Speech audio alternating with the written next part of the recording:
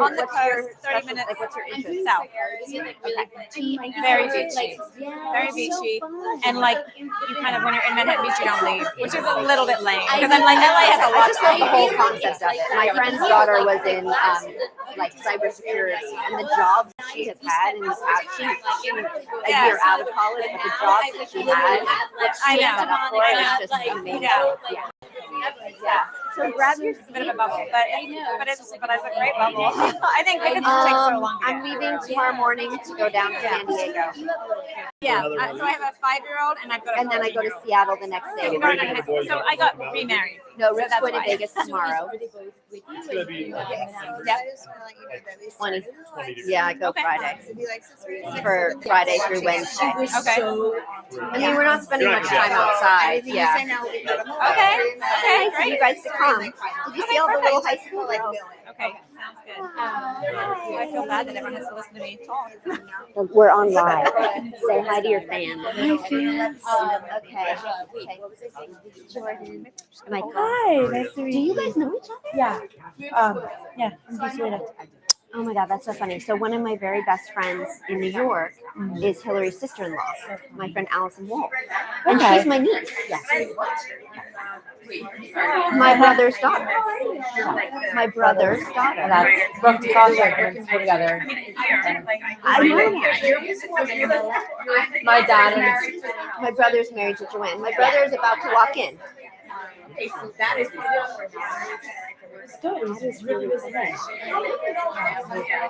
From when I first moved to New York after college, Allison worked with one of my friends from college, her first job, and that friend brought Allison around, and so we've been friends ever since. My favorite person in the world? Yes. One of my best friends in New York. Please tell me something. How did you find? Sorry. I can't believe it. Oh my God, I'm like dying to pick your brain up. We're on, by the way, this is on a live stream. We're hot mic. I'm dying to pick your brain about what's going on. Just tell me if you want to. Yeah, I'm glad to hear that.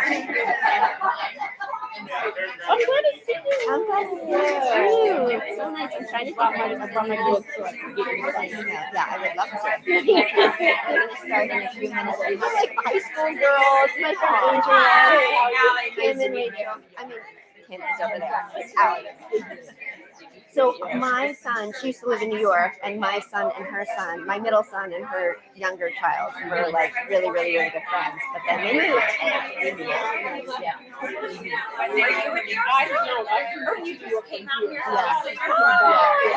She's from here. She's a very influential political strategist. Like that's like really influential. I know. Well, I just asked her a question, but I'm all mic'd up, so we can't ask too many things. Anyway, okay, we're gonna sit down. You're up my niece. Let me see you hug. I'm on a hot mic. Don't say anything bad. What? How did I find the bookstore? Because I'll tell you when I'm not on a hot mic. We're being recorded. Yeah. Hi. We're on a hot mic.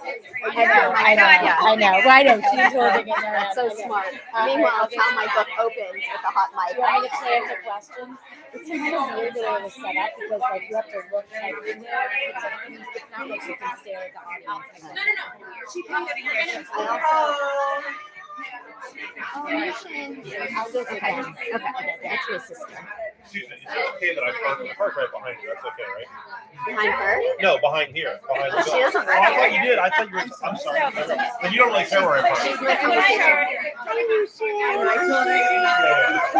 Oh yeah, I'm not allowed to hug. I'm so happy you came. How was your new job? Oh, it's fine. Yeah, that's the territory we have before. I can't believe it. I have no style. I'm like, Unwedding by Ali Congi. She's a huge reader.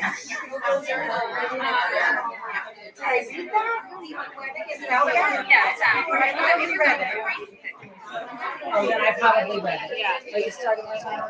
I think soonish. So, Joe, will you hand me my bag? Oh, okay.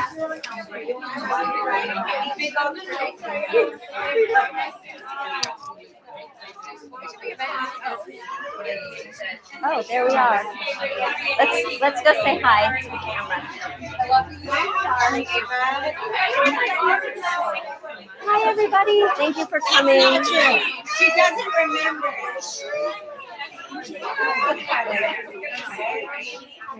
Are you Charlotte? Yeah. Hi, Susie. So nice to meet you. Don't worry. Fine. Thank you.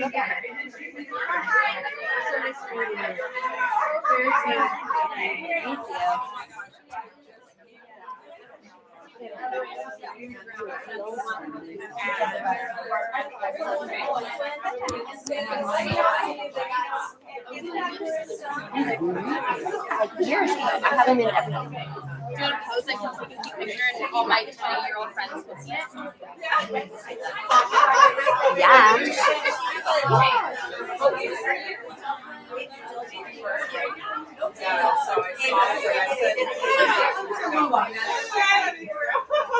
Do you need a photo, Susie? No. She's so funny. Yeah. Thank you. Thank you. Okay. Thank you. Thank you. How are you? You look gorgeous. I'm reading your book. I'm in like that way. Oh, that's nice. There's so much detail in there. Business detail. Not like business stuff. It's all like your like Yeah, except Amanda Rykoff. Remember Amanda Rykoff? High school, family. I don't know where to put this. I'm here for like 20 minutes. No,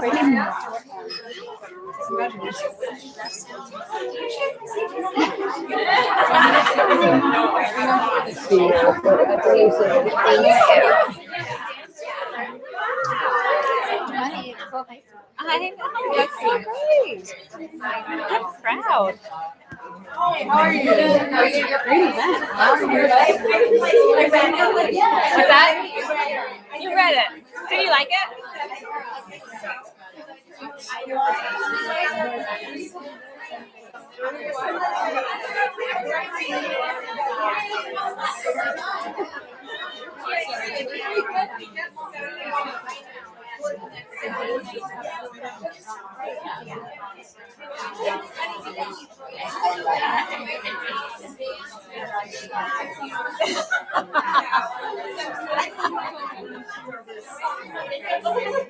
Is she your name? Your other So she's my sister's friend. Oh.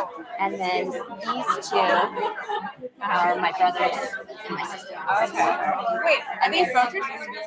No, that's my sister's friend. Oh, okay, okay. And then the one who's in the middle is like the closest thing to a first cousin I ever met. Oh, okay, okay. Well, I think we can start. We'll do a little intro. I'm sure you guys know the whole run of show and everything. Cool. And it's Nicola. Right? Nicola, Okay, yes. perfect. Yeah, Cool. you got I it. always get nervous with pronunciation. I know. Susie, Orman, Schnall. Okay. Schnall. Orman, Schnall. Okay, I'm glad in my mind I had that, but now I'm glad you said it. Yeah. Susie Orman Schnall. Very good. Okay. Yeah.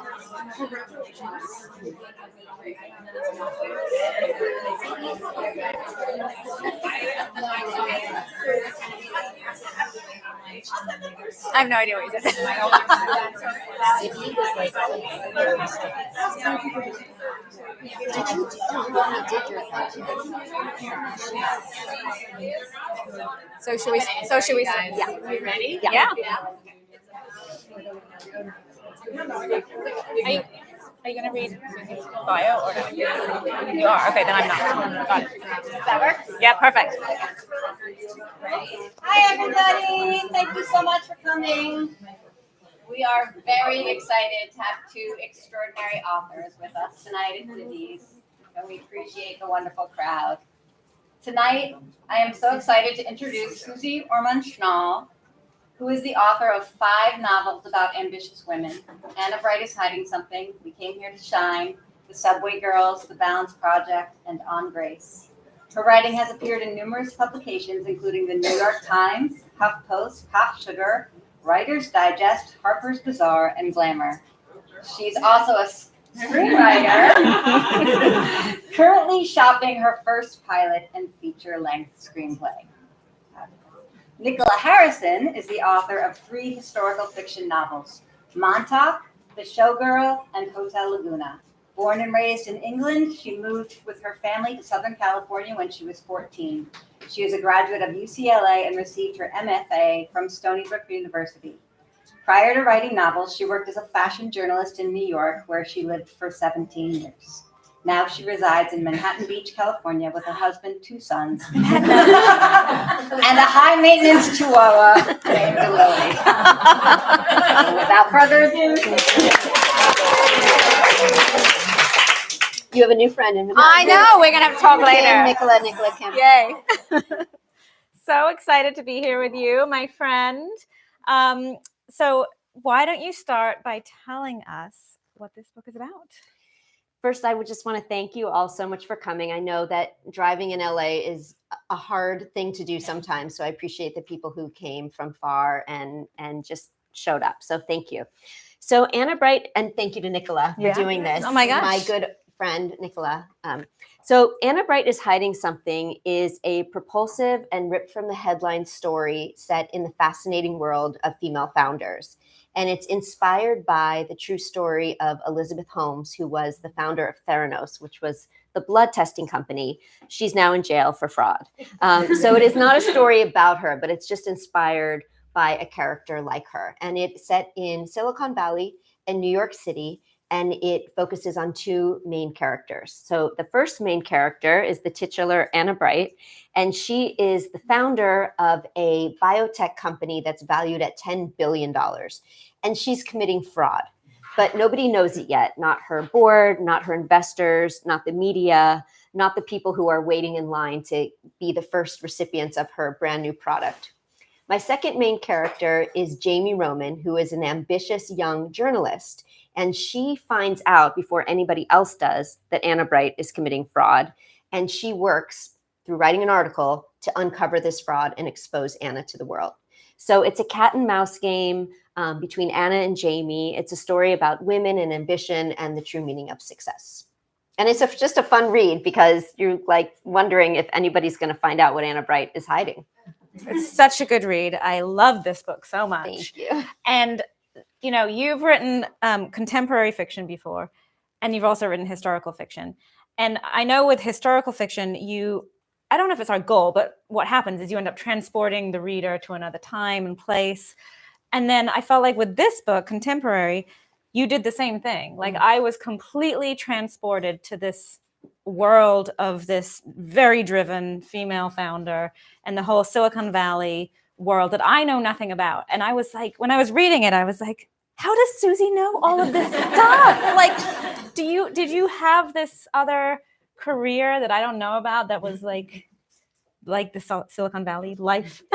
It's funny because my mom asked me that same question. She's like, did somebody else write the business parts? Yeah. Because we're good friends and I feel like I know a lot about you, but I was like, how do you know this? Like, did you do a ton of research? Like, how did you write that so convincingly? Yes, I did. Well, I've always been interested in women in business, and I follow a lot of media and I absorb a lot of media about women in business. Specifically, there's a newsletter that I get every day called The Broadsheet, which is by Fortune magazine. And it's Nikki's here. Sorry. So many people love Nikki. Right? I mean, this whole side of the room loves Nikki. Yeah.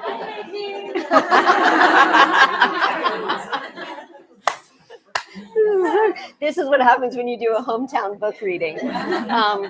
Anyway, so I've just always been interested in women in business. It also helps that my husband is in finance. And so I've been listening in on conference calls for the past 30 years. And I actually purposefully listen in because I just think it's really interesting. I've heard a lot of deals happen and I've absorbed all of that. And I also did a lot of research. So just as I did research about the World's Fair for my World's Fair book and about the Miss Subways contest for my Subway Girls book, I did a lot of research on how all the steps of an IPO, all the ways that you get funding from venture capital, how companies are valued. I did sit with my husband at one point when we were trying to figure out the Series A, Series B, Series C funding level. So I should say you don't need to know anything about business to read this book. It No. sounds like there's a lot of jargon, and again, that's what I was talking to my mom about today. But if you don't know any of it, it's very inferable and intuitive in the sense that you can kind of figure it out. I'm not trying to make it a business nonfiction book, but I did sit with my husband. I'm like, okay, so a company that would be a unicorn, and a unicorn used to be a company valued at $1 billion, and that's now changed. But like, what would their Series A round of funding be? Because I wanted to make sure, just like for my historical fiction books, I wanted it to be accurate. I wanted people who actually are in this world who wanted to read it feel that I was taking them on a proper ride. Mm-hmm. So yes. And also you did there's two narrators. There's Anna Bright and there's Jamie Roman. Which is an anagram of my last name. Oh, interesting. And so she's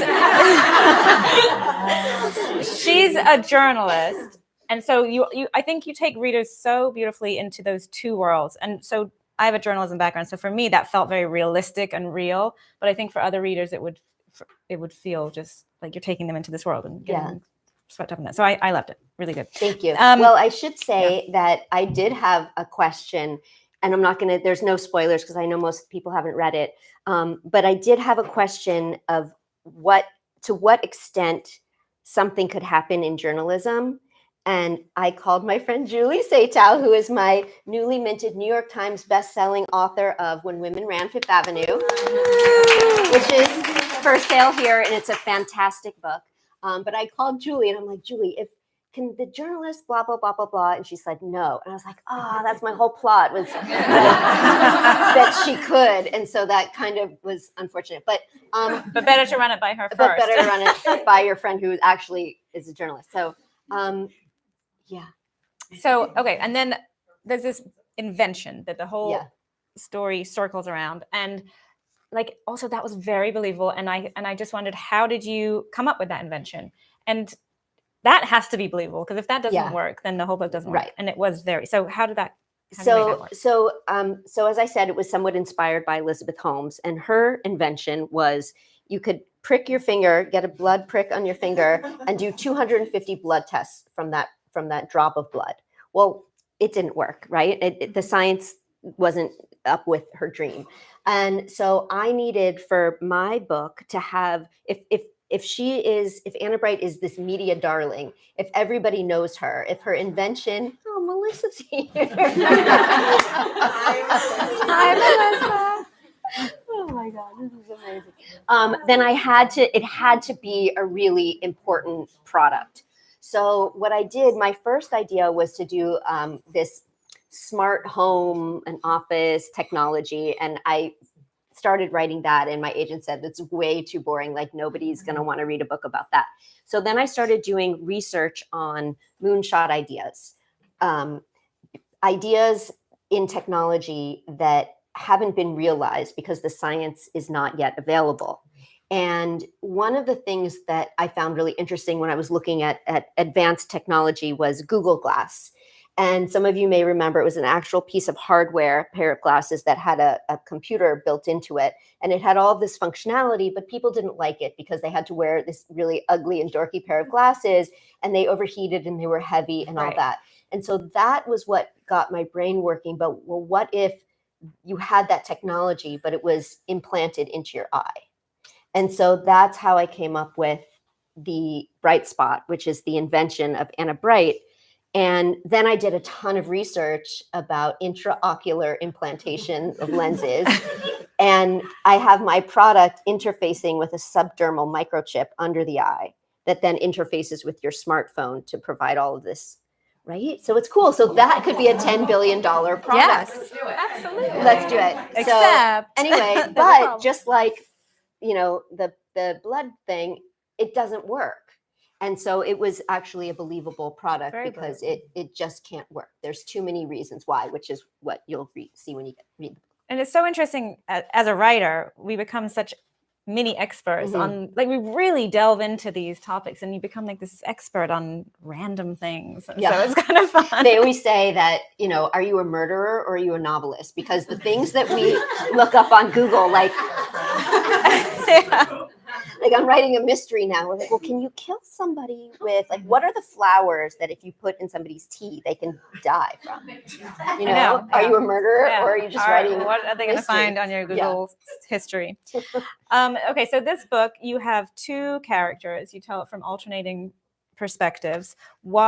How did you make that decision to write it that way? And did you like writing it that way? Yeah, I think all of my books except my first are written from dual perspectives.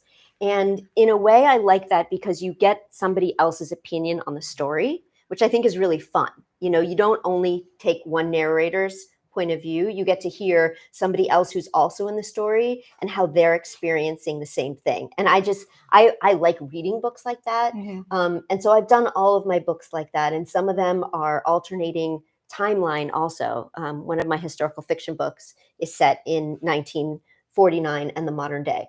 So for this one, the reason that it was really important to me is because Anna Bright is a very unlikable character. And there's a thing in fiction that readers don't like reading books solely from the perspective of an unlikable female, an FMC is what we call it, the female main character. Cannot be entirely unlikable, or you get a bunch of readers on Goodreads saying how much they hated the main character. They couldn't root, there was nobody to root for. And I get it, because I feel the same way. So because I wanted the book to be from the perspective of Anna, it was also really important to give my readers a character that they could root for. And that's why I wrote Jamie. So you really want Jamie to succeed in taking down Anna. Jamie's the journalist. But what's been really interesting to me from the reviews that I know I'm not supposed to read, but do anyway, and from what readers are telling me, is that they love hating Anna. And it's just like with any television show or book that you read, that you just hate that character, but you just can't get enough of them. Like everybody on Succession, right? I mean, they're all horrible people, but you just love watching what are they gonna do next.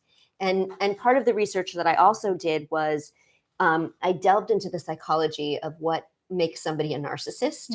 And because Anna is a narcissist, and I wanted to make sure that I got that right, so that she's not just this horrible person, but you kind of empathize because it's not entirely her fault.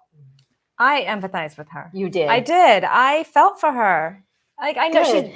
she's making That's like bad decisions and things, but I did feel for her because she Yeah. was so driven. She wanted it so badly. And also when we read those kind of books with these reviews, sometimes people say that they skipped over that one character and they would want to get to the next one. I Yeah. did not feel that way with this Thank book. you. I wanted to read both. Yeah, I have read books like that where it's past and present or whatever, and I skip the past because the story is boring. Or you skim that one and Yeah. get to the Yeah. next. Did you have a favorite character that you liked writing better than the other?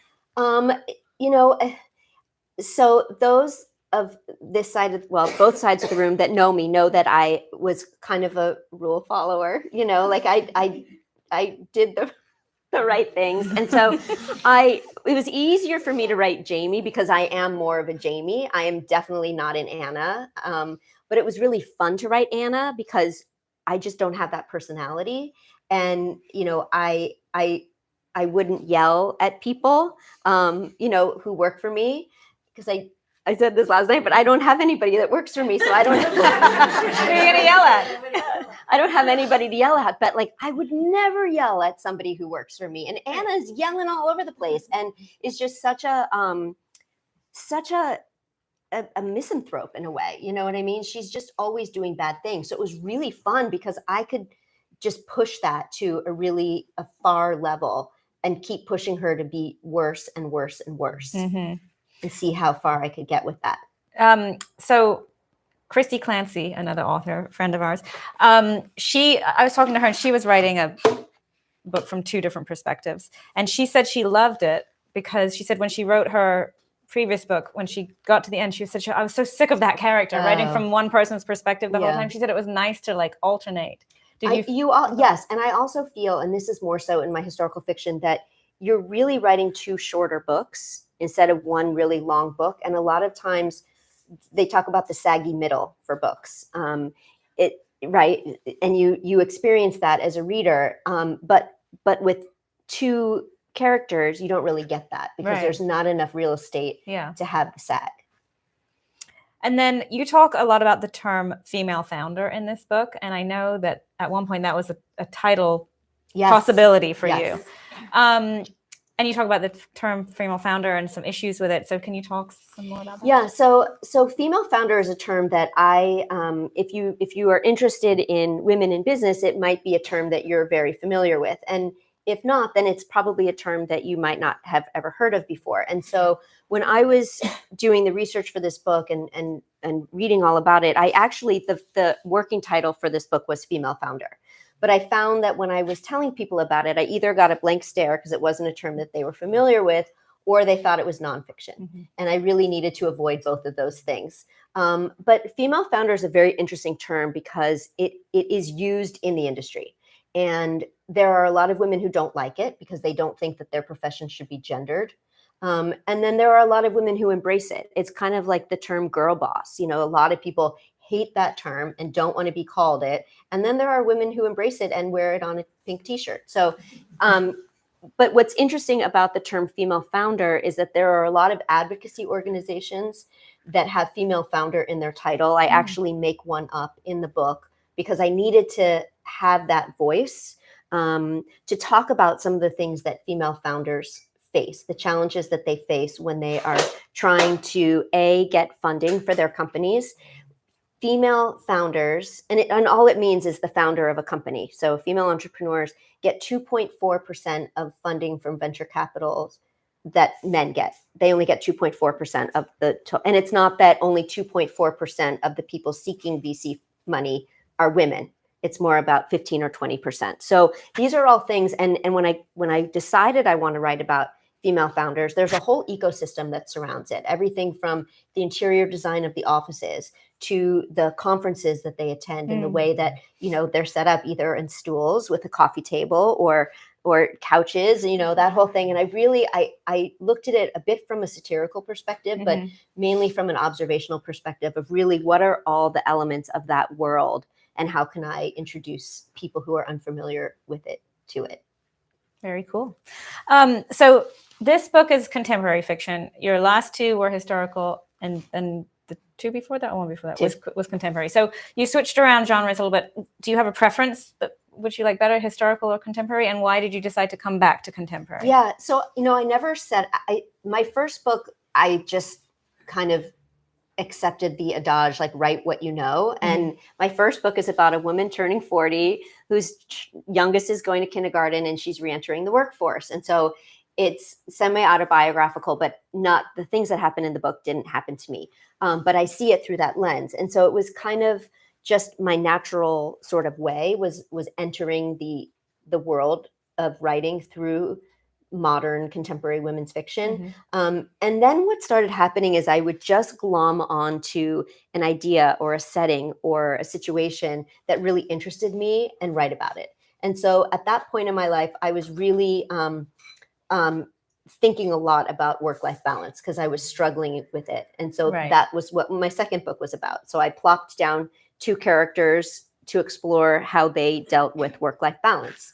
And then I didn't set out to write historical fiction, but for my third book, which was The Subway Girls, I was listening to an NPR story about the Miss Subways contest, which was a historical advertising program in the New York City subway system. And I just thought it was fascinating. And I thought, well, what if I plop down two characters in this world? And in that I did alternating historical and contemporary. And so that was kind of what led me into historical fiction. So it wasn't that I wanted to write about history. And I like to say that I don't write historical or contemporary. I write about ambitious women set in different time periods. And sometimes it's set in the past and sometimes it's set in the present. And publishers don't really like that because they like you to stay in your lane of historical or contemporary. But I just write stories that resonate with me. The World's Fair I found fascinating. I learned about that through reading an autobiography of Esther Williams, who was a synchronized swimmer. And I just thought, well, this is an interesting world where women will confront personal and professional challenges. And so let's plop a couple characters down there. And so when I started becoming really interested in female founders, mainly by reading Bad Blood, which was by John Carreyrou. I don't know how many of you have read it. It was John Carreyrou was the Wall Street Journal reporter who was given the tip about Elizabeth Holmes and Theranos. And so he wrote the book that started off the whole taking her down. I just thought, well, this is an interesting subject matter. Let's explore that through fiction. And did you find in your historical fiction novels that you're able to put yourself in those as well somehow, or some aspect of your life? I think so, because I think that, look, women have been facing the same personal and professional challenges forever. Mm-hmm. It's framed differently, and we're socialized differently based upon the norms of the time, but we always want certain things for ourselves, self-actualization. We want love, we want success, we want fulfillment. And so regardless of when that was, it's still themes that can carry you through any time period. Universal themes. Yes, universal themes. This gorgeous cover, I love it. I feel like Thank it's you. such a catchy cover. I feel like you just notice it right away when it first came out, and it was all the lists of like best of summer, or not summer. Yeah, early summer, spring. I felt like my eyes immediately went to it. So it was a beautiful cover. Can you tell us how that cover came to be? Yeah, so the way that it works, different publishers have different ways of working on covers. The publishers that I've worked with all ask for a cover brief. And what that is a document where you summarize your book, because the cover designers don't tend to read the books. I don't know, have yours read your book, or you do? I have no idea if the cover designers read the books. I mean, I imagine they're supposed to, but I just don't know if they have time. So, so you write a cover brief. What's your book about? What are the main themes? What genre is it? What are some comparable titles? What are some comparable covers that you like of books that are similar that you could see it on the shelf next to? And I did all of that. And then the publisher came back with really thriller looking covers. And my book, while it has a bit of I don't even think it has a mystery suspense certainly component. got tension. It's got tension, but when a book is in the thriller genre shelf, the readers who go to that shelf are looking for certain things. And when they don't get them in their book, they're very angry. Right. It's mostly on also Goodreads, with, they're very angry. they're very angry. They don't like stand outside Zibby's bookshop and pick it, but on Goodreads, they're very, very angry. And it's especially true with romance. There are certain tropes in romance that romance writers have to follow. A happily ever after. The book has to, if you are writing romance, if it's shelved with romance, and you don't have a happily ever after, people get very, very angry. So, so I didn't want my book to be thought of as a thriller or a mystery book, because it's just not. Yeah, you didn't want it to be misleading. Yeah, and so these very thrillery covers, I went back to the publisher and I said, these are lovely, but they don't fit the book. And I don't think that it's whatever. I think it's misleading. So we went back and forth a bunch of times. I ended up mocking up my own cover that was very similar to this and sent it, which you're not supposed to do. And now this is the cover. So, well, it's a gorgeous cover, but you're also very talented at the whole designing aspect. I saw that in your bio that it said pretends to be a designer. You're like an official designer. I feel like when we write our books, we don't necessarily start writing them thinking, I want the reader to get this out of this book. But by the end of it, when you're done writing the book and it's sort of coming out into the world, I think you sometimes have a better sense of like, what do I want the reader to get out of this book? What did you want the reader to get out of this book? So I think the main thing is that I want the reader to enjoy reading the book. I think reading, at least I know some people read to learn. A lot of people read nonfiction because they really want to learn something. I like to read for entertainment as an escape. And so I'm hoping that people read it and have a good time with it. It's something that they don't want to put down, that they just want to get back to because it's entertaining. And then I hope that they just take something away and learn a little bit about this world that they might not otherwise have known. Yeah, you did such a good job with that. I mean, even from all the collagen and the coffee and the Peloton, it was good. Good details. Thank you. Can we open it up to questions? Wait, can you tell everybody what your book is about? Oh, Nicola's written 3 books, but is this Hotel Laguna? Yeah, this is Hotel Laguna. Hotel Laguna is her most recent. Hotel Laguna, I write historical fiction, so it takes place in the 1940s, right after World War II. It's about a young woman who has moved from Wichita, Kansas to Los Angeles to work as one of the Rosie the Riveters, helping build airplanes during the war. And then the war's over, the men come back from being overseas, they take their jobs back, and the protagonist, Hazel, they say, okay, thank you for your efforts, but now go back to being a housewife and a mother. And she's not a housewife or a mother. So she ends up sort of out of desperation, taking a job in Laguna Beach, working with a cranky old artist who turns out to be quite famous, and he has a scandal in his past that she gets quite involved with trying to figure out. And she gets wrapped up in the art world, the artist community down in Laguna Beach, and Pageant of the Masters. And the Pageant of the Masters. Oh yeah, for the locals. Yeah, so that's what it's about. It's very good. Highly recommend. Do we have questions for Susie? Any questions? If not, I do.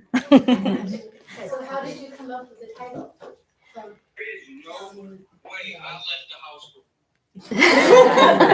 Is that your ringer? I had just posted a story about seeing you and Instagram. Oh, okay. Instagram was excited about that.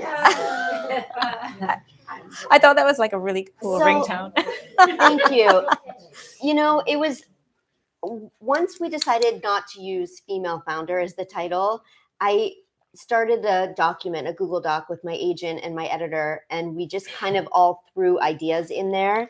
And I tried to kind of riff on the different naming conventions that some popular books have. My very favorite idea that I came up with was Bright Young Women, but Jessica Knoll published a book. No, I looked it up. I was like, I love the title Bright Young Women, and I hadn't heard it yet. But then the first thing you do is go on Amazon to see if your title's been used, and you're not stealing Jessica Knoll's title. So, so then, there are a lot of titles that are blankety blank is blanking. And so like somebody's name and what they're doing. Yes. And so that's kind of how I came up with what, Anna Bright is hiding something. And the thing that my agent and editor liked about it right away is that you wonder what it is that she's hiding. And so they thought that if people see it on the cover, they're going to say, oh, wow, what is she hiding?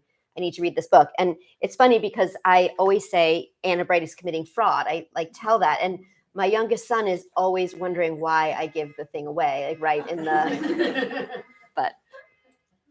I think this is kind of interesting that you shared with the audio. My sister. The audio book, okay? Like if it's an autobiography, you would think the person would probably do the voiceover themselves, maybe not. So tell us about that process. Yeah, so the audio book I don't know, are any audiobook readers here? Yeah, so I love audiobooks. I listen to 2 or 3 a week. Every time I'm walking through my house, doing dishes, folding laundry, everything I do, I'm listening to an audiobook. And I used to not be able to pay attention, and I used to only be able to listen to memoir or nonfiction. And now I can just listen to any of them, and I love it. And so it's not every book gets made into an audiobook. And so I was very excited that they were going to make this book into audio. And the way that it works is for memoir and nonfiction, it's typically the author who reads their own book. And it's wonderful in memoir because you listen to Barbara Streisand telling her life story, or Michelle Obama telling her life story. And it's really wonderful. But for fiction, it's usually voiceover actors and actresses.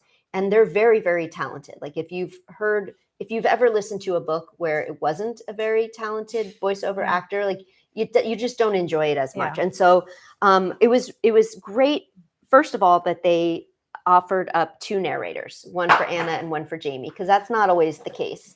And then they sent me about 10 or 20 audition clips with different voice actors reading different parts of the book, or reading the same part of the book. So it was apples to apples. And I was able to send back the audiobook producer who my recommendations were for Anna and for Jamie. And those are the actors who got picked. And so I haven't listened to it because I've tried to listen to my books in the past, and I nitpick, that is a really bad sentence, or I wouldn't have said it that way. And so I try, it's, I guess, how actors say they can't watch themselves. Yeah. So I remember when my first book came out, they said, they sent me the auditions. Yeah. Or I think first of all they said, do you have a narrator that you really love? And you're like, yeah, Julie Whalen. Well, no, this was, I had no idea. I was like, my first book, I was like, well, would you like me to narrate the book? And they were kind of like, do you have any acting experience? And I was like, no, do I need any acting experience? Just reading a book. And I have since learned that it is like a true art. I mean, they're so good, like Julie Whalen. Yes. So, and if it's not good, like you said, it can really ruin the listening experience. So I have not asked that again since. Like, let me just let the professionals Sometimes do it. we get to read our author's note or the acknowledgments. Right. Or like a little Q&A at the end. Yeah. Yeah. Or you. Susie, we talk a little bit about the process of writing two different personalities.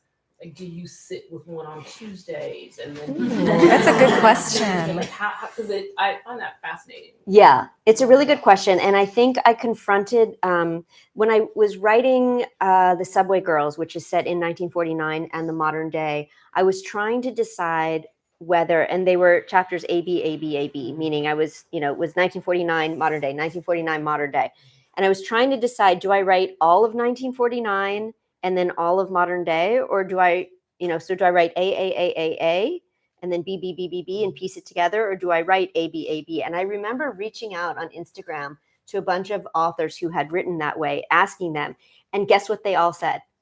Something completely different from each other. So it was kind of like, I had to figure it out on my own. And what I did for that book was I wrote all of 1949 and then all of modern day, and then pieced it together. And what was interesting was trying to figure out if I wanted, because the storylines intersect, and I had sometimes my modern day character knew something about my historic character that she didn't even know about her own life yet, which was kind of fun, melding those two.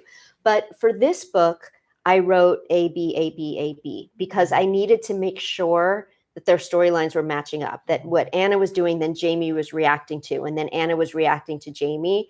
And I am a big plotter. I outline my books and plot them all out ahead of time. And it always changes. It's never static like that. It's always changes as I'm going through writing the book. But so I kind of know what's going to happen in each chapter, which makes it not easier, but a little bit more predictable of what I'm going to write. And then my characters start doing random things and I have to change it. But yeah, did that answer your question? Yeah, but it is interesting. And I tend to, when I'm writing, I was going to say I tend to only write a chapter a day, but sometimes I write more than one chapter a day. So you do have to kind of shake off the Anna, before you start writing the Jamie and all that. But good question. Vicky.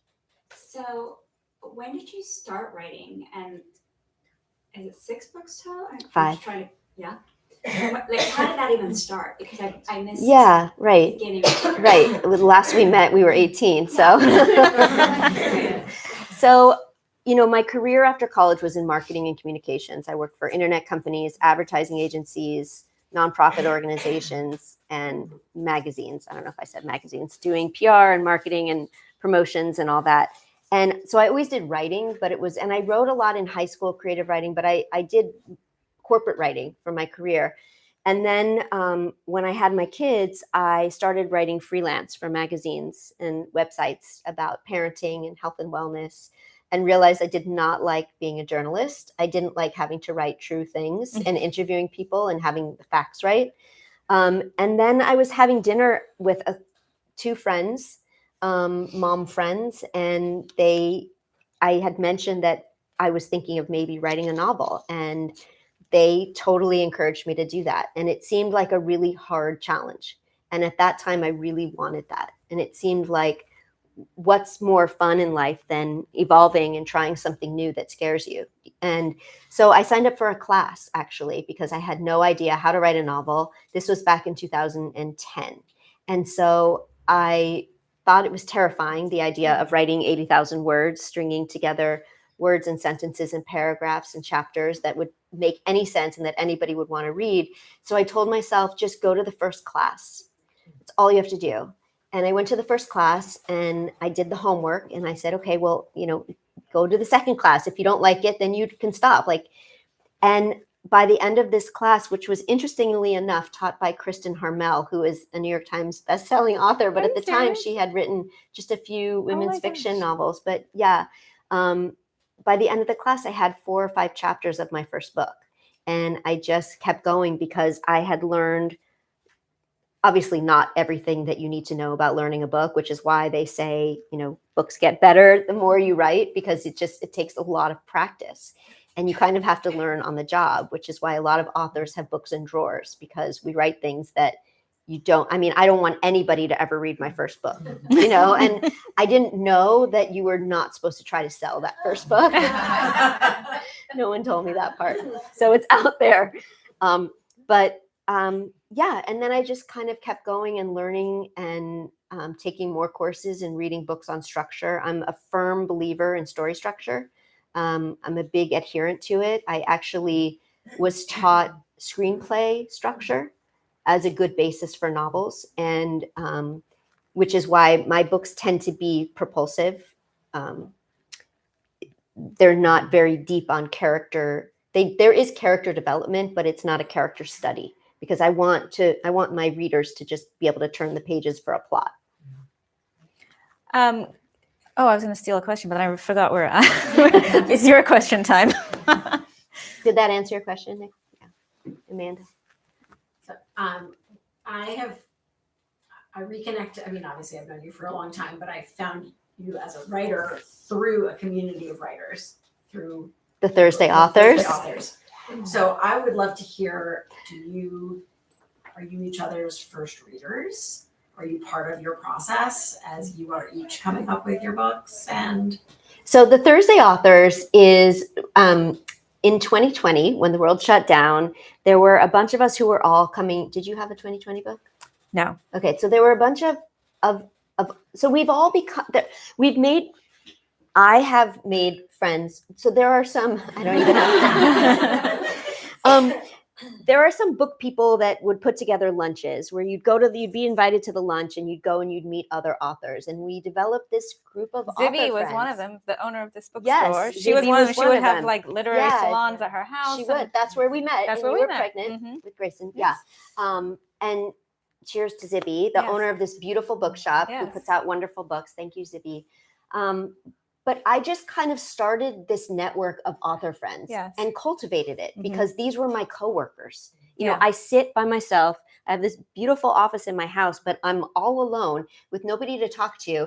And so these are our coworkers. Yeah. And so anyway, long story short, I had cultivated this group of author friends in New York, including Julie, who's here, and Nicola, who now lives here. And then when the pandemic started, somehow, I think it was Fiona Davis reached out to me or somebody and said, let's Zoom so we can talk about, the world is shutting down. We have these book releases coming out. What are we going to do? Yeah. Because I had a book coming out in June of 2020. And so we started Zooming. It was just like 4 of us and then 6 of us. And now there's 7 of us. We started Zooming every Thursday night at 5:00 throughout the pandemic. We did this for over a year, every Thursday night at 5:00.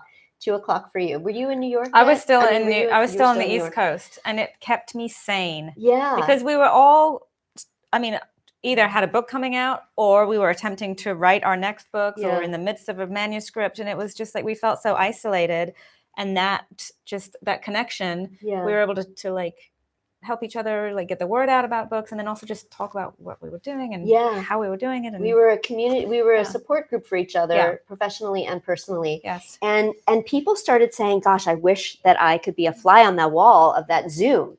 And so then we decided, well, what if we did a Facebook Live of our Zooms, which we did. We had a little series of 4 Facebook Lives. And then we started an Instagram thing for the Thursday. So you can go to @the Thursday Authors, and there's 7 of us.